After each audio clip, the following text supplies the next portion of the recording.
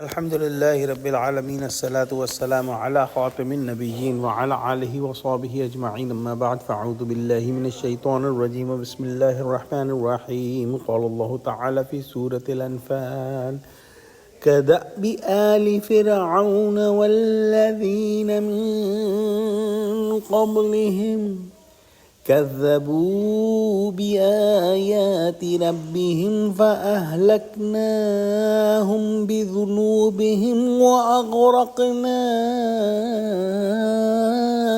آل فرعون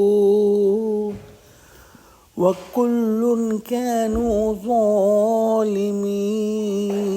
ترجمہ: جیسا حال فرعونیوں اور ان سے پہلے لوگوں کا ہوا تھا ویسا ہی ان کا ہوا۔ انہوں نے اپنے پروردگار کی آیتوں کو جھٹلایا تو ہم نے ان کو ان کے گناہوں کے سبب ہلاک کر ڈالا اور فرعونیوں کو ڈبو دیا، اور وہ سب ظالم تھے۔ فرعونیوں اور ان سے پہلی قوموں کو ان کے جرائم کی پاداش میں ہلاک کیا، اور خصوصیت کے ساتھ فرعونیوں کا بیڑا غرق کر دیا۔ یہ سب اس وقت ہوا جب انہوں نے خدا سے بغاوت اور شرارت کر کے خود اپنی ہی جانوں پر ظلم کیا، ورنہ خدا کو کسی مخلوق سے ذاتی عداوت نہیں۔ یہ نکتہ بہت اہم ہے سمجھنے کے لیے کہ جب کوئی ظلم کرتا ہے تو بے شک وہ اپنے ہی ذات پر، اپنے ہی نفس پر ظلم کرتا ہے، کیونکہ اس ظلم کا خمیازہ اس کو خود بھگتنا پڑتا ہے۔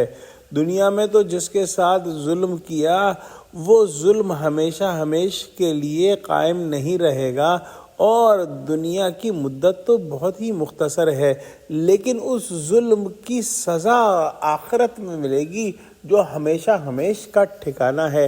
لہٰذا اسی لیے ہم جگہ جگہ پڑھیں گے کہ جو ظلم کرتا ہے وہ اپنے نفس پر ہی ظلم کرتا ہے، اپنی ذات پر ہی ظلم کرتا ہے۔ کیونکہ اس کو اس ظلم کا خمیازہ آخرت میں بھگتنا پڑے گا۔ دعا کرتے ہیں کہ اللہ سبحانہ و تعالی ہم کو قرآن کا فہم عطا فرما اور ہم کو ہر قسم کے ظلم کرنے سے بچا لے، آمین۔ وآخر دعوانا الحمد للہ رب العالمین، والسلام علیکم ورحمۃ اللہ وبرکاتہ۔